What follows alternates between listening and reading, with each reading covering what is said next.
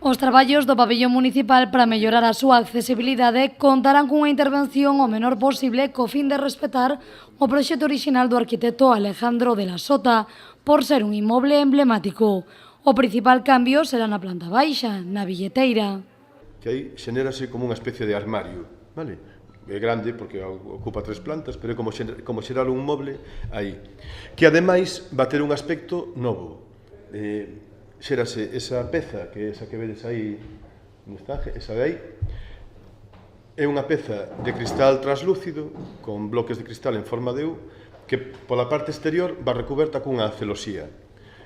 Faise dese xeito, pois porque é un criterio básico nas intervencións de recuperación ou de adaptación arquitectónica.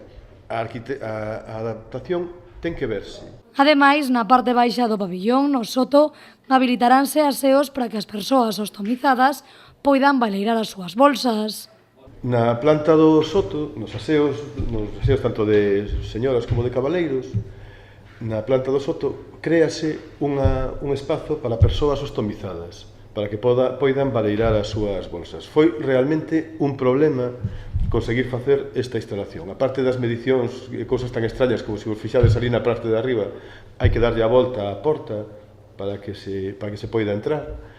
Só atopamos en 2 países do mundo que exista algo disto. Un é Portugal e outro é Xapón. Tamén haberá cambios na entreplanta, onde se colocará outro aseo adaptado e modificarase a zona do palco. Dende o Concello estiman que comecen estes traballos neste 2017, que contarán cun prazo de execución de 6 meses. O investimento para levar a cabo a accesibilidade do pabillón municipal de deportes será de 231.000 euros e en ningún momento interferirá na actividade deportiva deste espazo.